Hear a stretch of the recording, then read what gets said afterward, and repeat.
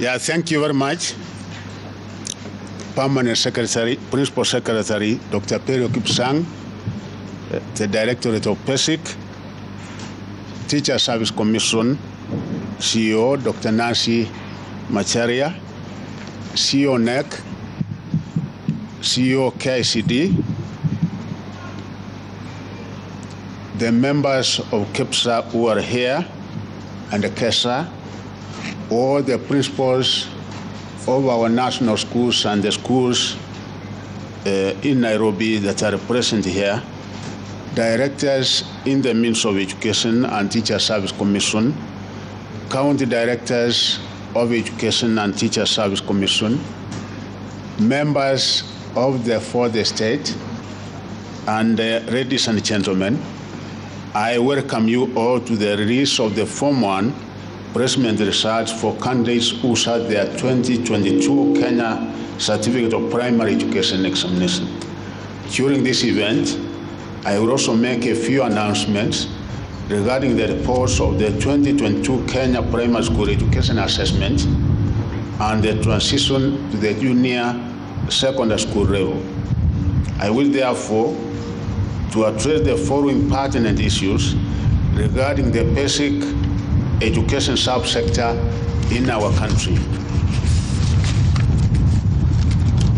You know, the government 100% transition policy, and the government is committed to ensure that each and every learner progresses from primary to secondary school.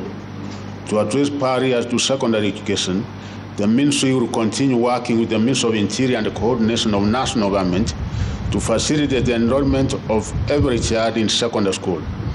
National administrative arms will work with the county and sub-county education officials to ensure that no child is locked out of secondary education owing to factors removed from their ability to access education. In this regard, Ministry of officials would be required to file accurate daily returns on the status of reporting to schools to ensure 100% transition.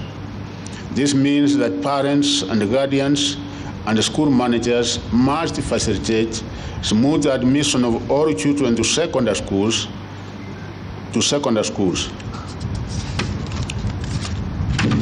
As I promised during the release of the KCPE examination results, the results of Kenya Primary School Education Assessment were to be released this month.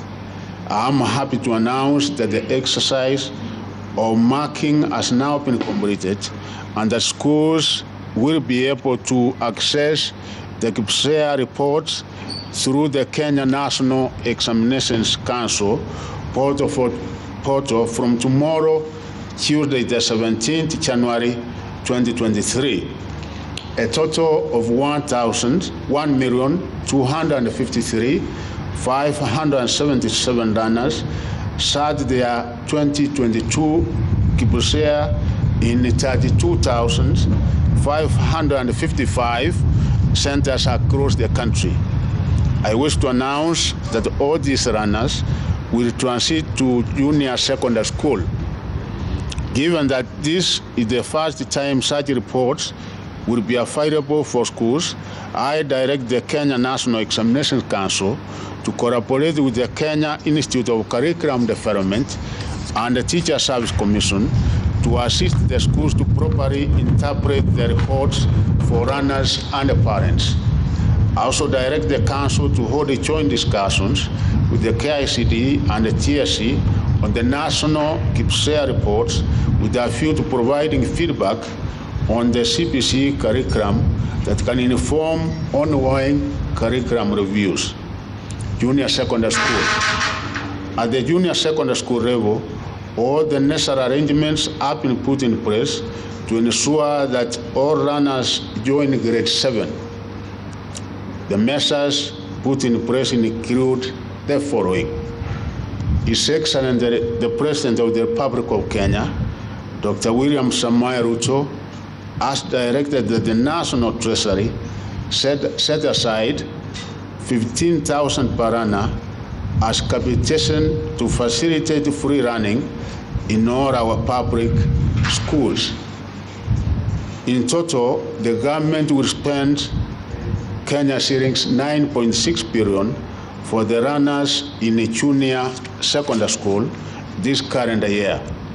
It therefore means that no school should charge any fees for grade 7 runners unless such schools are reporting wings. I want to repeat, as you are aware, the amount that the government has been giving for secondary schools in the form of capitation is 22,244. And for primary, the amount of capitation that the government has been giving is 1,420. So because junior secondary, that is from grade 7, 8, and 9, is actually secondary, we have worked on a figure, and His Excellency the President did accept and agree with that figure, that the amount which will be given per student is 15,000, almost equal to what is given to senior secondary, because senior secondary, they will continue getting the amount they are getting, which is 22,244. Prohibition of public schools from charging any admission fee for any grade 7 runner due to the 100% transition policy in the same school where the runners were enrolled in grade 6.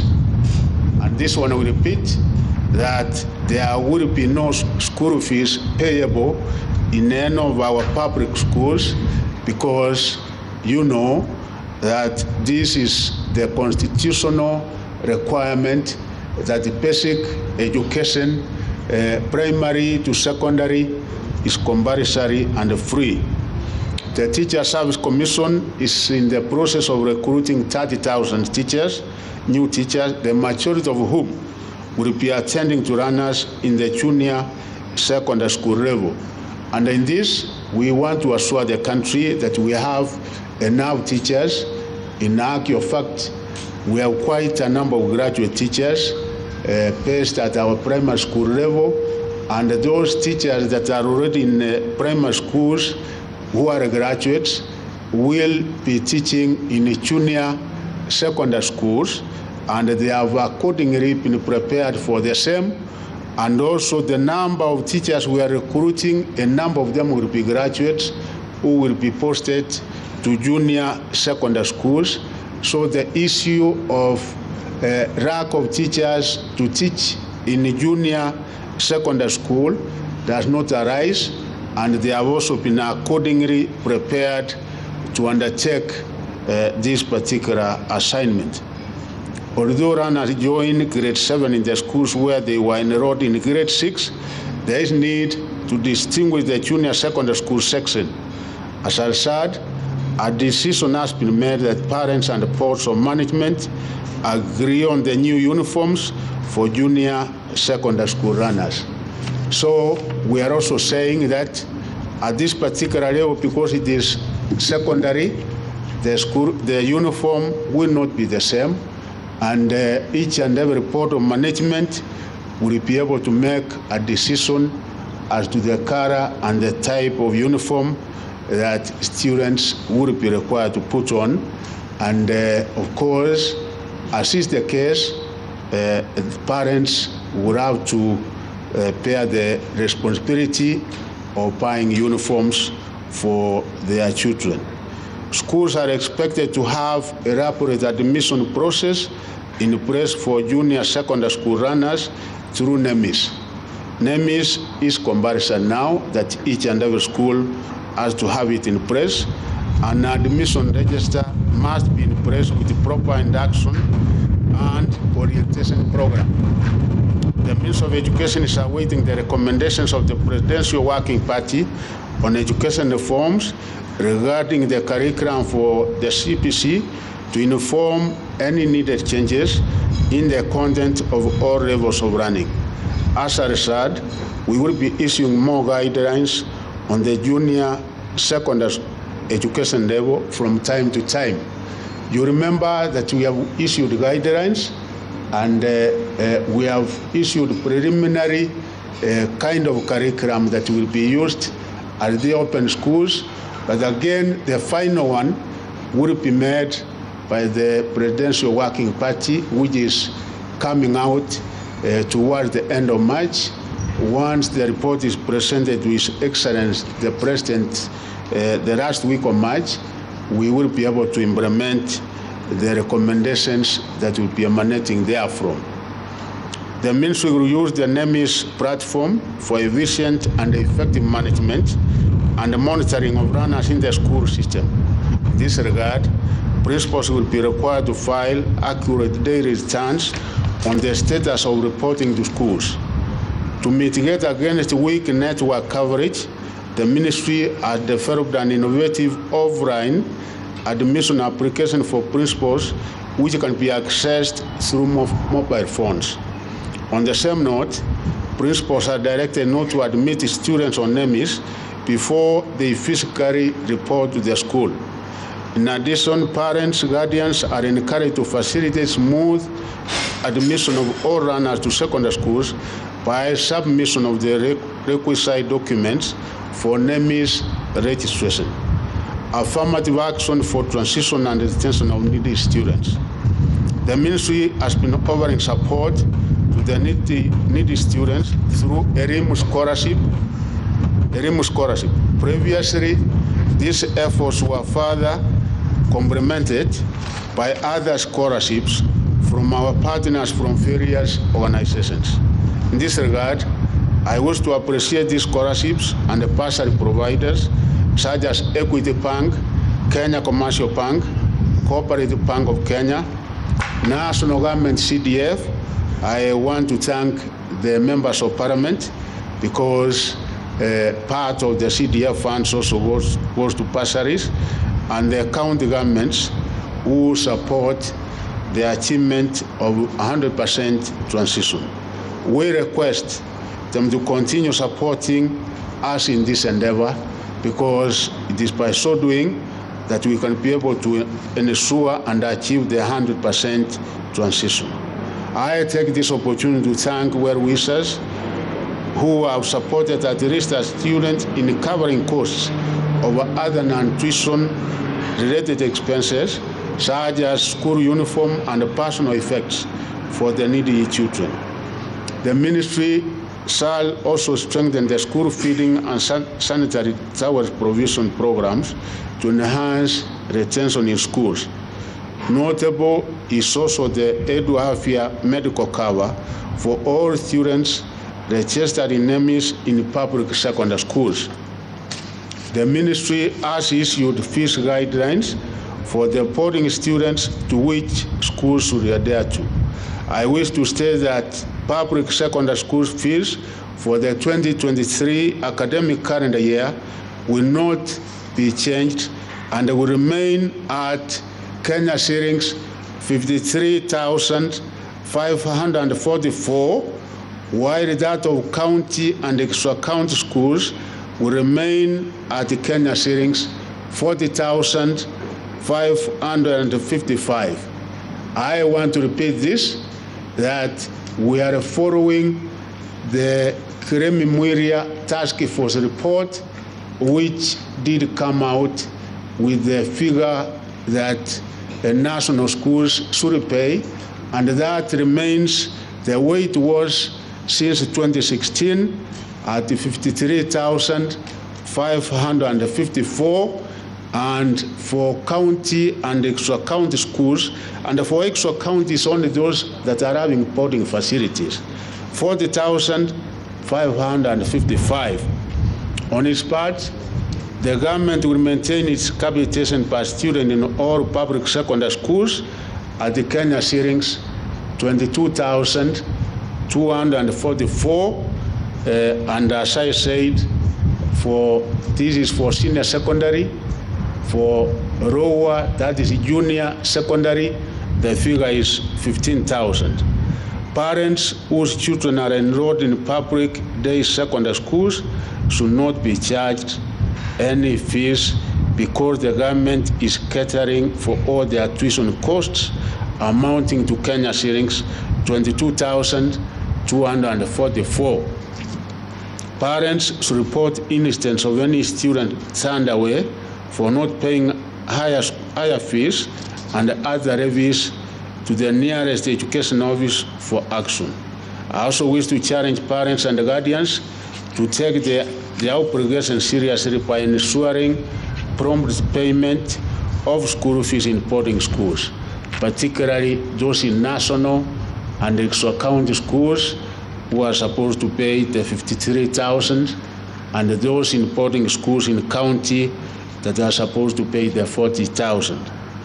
Given that about 70% of the secondary students are day scholars, it's a clear indication that more support should be directed in developing these schools. I therefore encourage all boarding schools to introduce day wings to enhance access and cut down the cost of education. This is also in line with CPC requirements for parental engagement in delivery of the curriculum. As you are aware, we have 72% of our schools are day schools. It's only 28% that are boarding schools.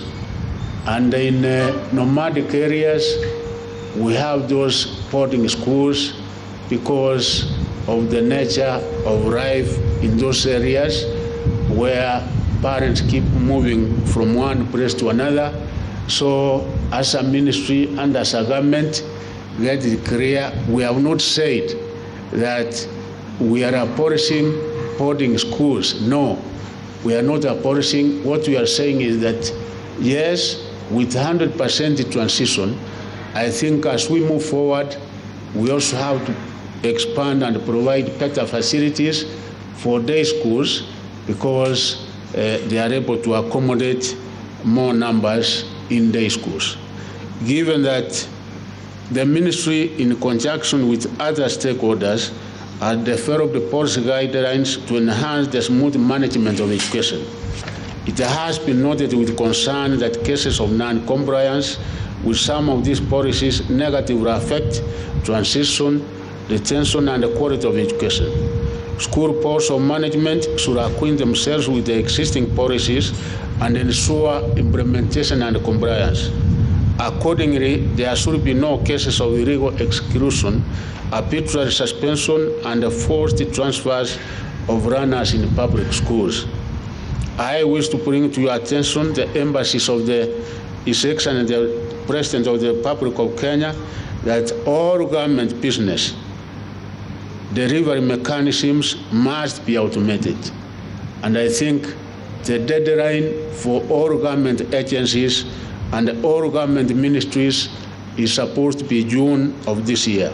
In this regard, the ministry is committed to automating activities relating to service delivery by its clients. Sources of any information would therefore be migrated into NEMIS. Schools are called upon to ensure proper enlisting of students in NEMIS for capitation, KCPE, KCSE, registrations, and monitoring of students' affairs, including fees payment, disciplinary procedures, and class attendance. It will also be mandatory for schools to enlist all their board of management members and non-teaching staff in the platforms that shall be available in NEMIS. The runners joining grade 7 shall report their respective junior secondary schools on 30th January 2023. So you are aware, for the other cadre, we are opening the schools on 23rd, but for junior secondary school, they are reporting on the 30th January of this month. The ministry is currently carrying out a comprehensive countrywide assessment of all public and private schools to determine their readiness to admit runners to junior secondary school. The exercise, which began on 9th January 2023, is set to end on this Friday, 20th January 2023. The assessment considers, among other factors, whether the respective school has adequate land to host the junior secondary school level, availability of buildings to be used as classrooms and laboratories, and whether the school has adequate water and power supply. As of Friday, 13th January 2023, a total of 14,589 public and private schools had been assessed. Of these, 13,221 schools had been approved to host the junior secondary schools. I direct our merged sectoral teams to work around the clock to ensure they complete the assessment exercise by the 20th January 2023 deadline. As you can also confirm from these figures, that out of the 14,000 public schools that have been so far assessed, over 13,000 qualify, meaning they meet the minimum criteria that we set, and the schools that are not going to qualify are actually very, very few. And even those that don't qualify, we find either the enrollment of the students is below the required number. You get probably they are 10, they are 15, and it therefore makes a lot of meaning that we transfer them to the neighboring school where there will be enough facilities, teachers, and the rest. And in this, we are also providing, ensuring that the laboratories are in place, and for the time being, as we are in the process of doing them, the neighboring secondary schools, where they are available, they will also be used while we are in the process of ensuring that each and every school has the required facilities. I now come to Form 1 selection. Form 1 selection and placement exercise was undertaken to ensure smooth transition from primary to secondary schooling for the 2022 KCPE examination candidates. This process has been carried out in a way that ensured fairness in the placement of KCPE examination candidates of 2022. The placement was based on choice, merit, and availability of places. The 2022 KCPE examination candidates constitute the sixth and second last cohort of runners under the 844 system to be admitted to secondary schools under the government policy of 100% transition. The ministry is committed to ensure that parents, guardians with runners joining Form 1 are not overburdened with unnecessary requirements. Principals should exercise caution while listing the requirements so that the cost of education is reduced as much as possible. And this one, we are insisting that we don't expect so many other requirements, because the policy of government is to make education accessible. So apart from uniform and the amount that has been set by the government, we don't expect anything more. Principals should ensure that no student is sent away from school over illegal levies, and we are going to be very categorical, very strict on this. Let me now focus on the placement of 2022 KCPE candidates. The ministry has placed all eligible candidates appropriately in secondary schools in keeping with the 100% transition policy. This selection process was strictly guided by the principles of merit, choice, equity, and availability of space in placing candidates.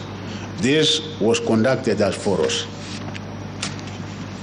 For county schools, I'm now going to give you a breakdown on the admission to the various categories of schools that we have in the country. To county schools, we have admitted female a total number of 107,461 to join those schools. Male, we have admitted 91,566 making a total of 199,027. Extra county schools, which of course, as I said, a number of them are day schools, we have admitted a total number of 111,105 female and 117,055 male, making a total of 228,160. To national schools, we have a total of 106 national schools, as you are aware, in the entire country, and the female, we have been able to admit 18,794. Male, we have admitted 20,178, making a total of 38,972. Special needs, we have admitted female 871, male 948, total 1,819. Sub-county schools, we have admitted the majority, this is accurate where the day schools are, 372,459. And those are the female. Male, we have admitted 387,203, making the total to be 762,610.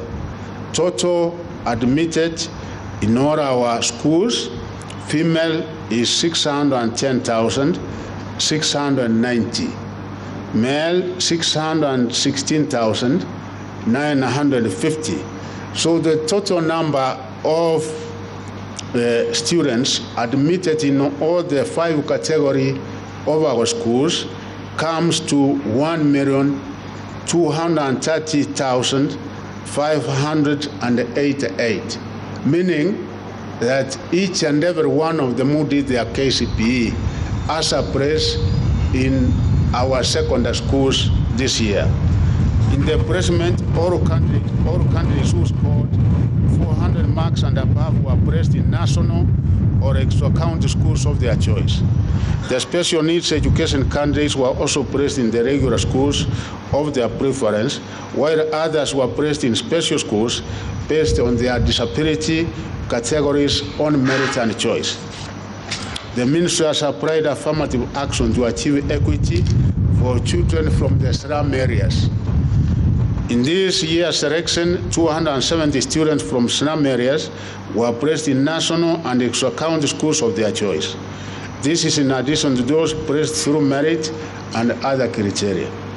This intervention is in line with the government policy to achieve parity in education by considering the needy and vulnerable children in informal settlements in urban areas.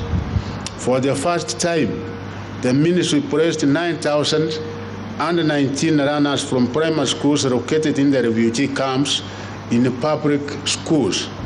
This is in line with the 2017 Djibouti Declaration on Regional Refugee Education that stipulates the need to enhance the capacity of IGAD member states to implement commitments to quality education and learning for refugees and host communities.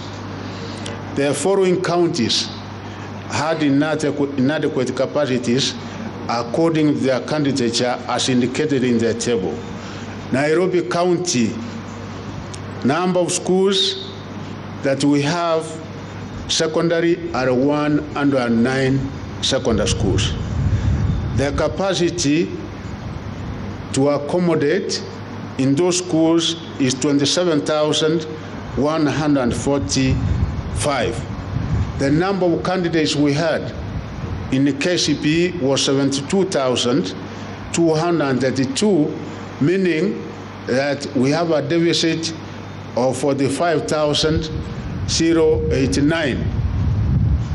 Kirivi County, we have a total of 164 secondary schools with a capacity of 31,258, and the KCPE candidates we had was 41,470, meaning we have a deficit of 10,212. Mombasa, we have a total number of 56 schools, and the capacity is 12,801, with a total number of candidates being 22,360, meaning we have a deficit of 9,559. Kajiado County, we have 95 secondary schools with a capacity of 20,640. The number of KCPE candidates were 25,605, and the deficit is 4,965. Turkana County, we have 63 secondary schools with a capacity of 12,096, and the candidates we had was 16,796 with a deficit of 4,700. Garissa County, we have 41 secondary schools with a candidature of with a capacity of 7,273. The candidature was 9,908. We have a deficit of 2,635. Kwara County, we have 104 secondary schools with a capacity of 22,633, and the number of candidates KCPE was 24,442 with a deficit of 1,809. Taita Taveta, we have 54 secondary schools with a capacity of 6,768. The total number we had of candidates was 8,477. We have a deficit of 1,709. Kitui County, we have 449 schools with a capacity of 41,184. The candidates we had was 42,262. We have a deficit of 1,078. Narok County, we have 171 schools. The capacity is 33,360. We have a number of candidates being 34,362. So we have a deficit of 902. Tana River, we have 38 secondary schools with a capacity of 5,232. We had a total of 6,035 candidates, so we have a deficit of 803. Baringo County, we have 176 schools with a capacity of 18,144. The number of candidates we had was 18,757. We have a deficit of 613. West Pokot, we have 185 secondary schools with a capacity of 16,178, and the number of candidates we had was 16,687. We have a deficit of 509. Ram County, we have 27 secondary schools with a capacity of 3,264, and the number of candidates was 3,760. We have a deficit of 496. To mitigate the shortfall in these 14 counties, candidates were placed in other counties with sufficient capacities.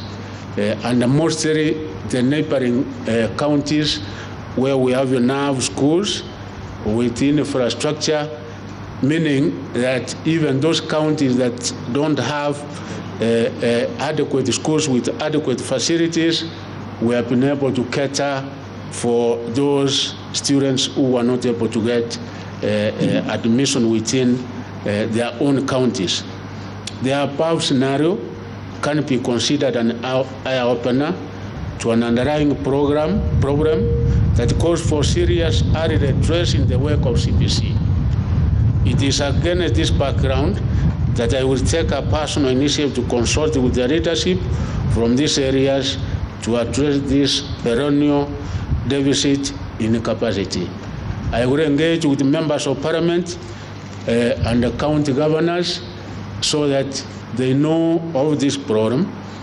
They can be able to allocate resources from CDF so that we are able to have enough capacities as we move forward, so that they can be able to accommodate more students.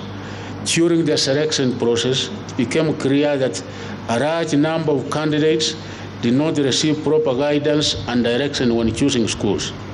This resulted in some schools attracting far many applicants against their capacities. These schools include Kabianga High School, which has a capacity of 768, attracted 153,078. There you can see we have only 768, and this time we have said no one will be able to go beyond the capacity as given by the ministry. This was the total number of applicants. Nanyuka High School had applicants 148,827. They can only accommodate 576. Nyandarua High School, the total number of applicants were 137,511, and they can only accommodate 240. Pangani Girls had 119,265 applicants, and they can only be able to accommodate 384. Maseno High School had 105,504, and they can only be able to accommodate 720.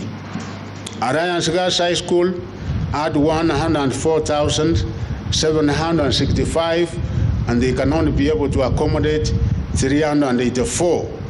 Nakuru High School had a total of 103,909, and they can only be able to accommodate 336. Kapsabet Boys had a total of 99,542, and they can only be able to accommodate 384.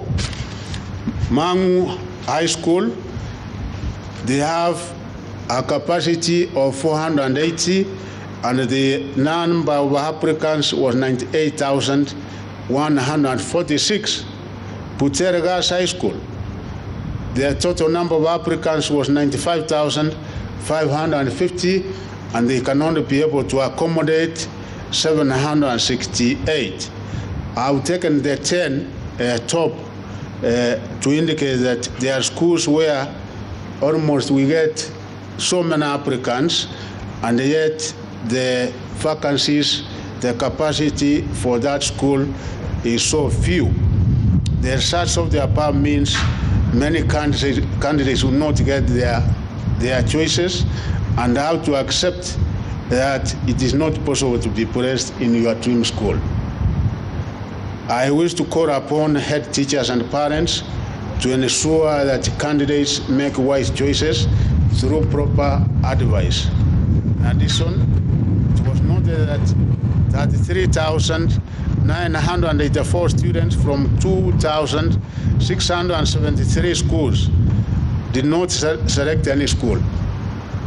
So we have those who did the exam, and actually some of them did very well, but we found out that they never made any selection. To this end, I direct the county directors of education to establish the concerned schools with a view of instituting administrative actions against the head teachers and schools management for failing to adequately register runners for examinations. However, even those that did not indicate any school of their choice, we have also been able to place them in various schools. We did not leave them out because, of course, they failed to make a choice. We have also catered for that. The reporting period for all 2023 Form 1 students will be from 6th February 2023 to 13th February 2023. In the case of any queries, parents are advised to visit their respective county directors of education for assistance. I'm directing that all admitted students should be captured on NEMIS by 2nd March 2023.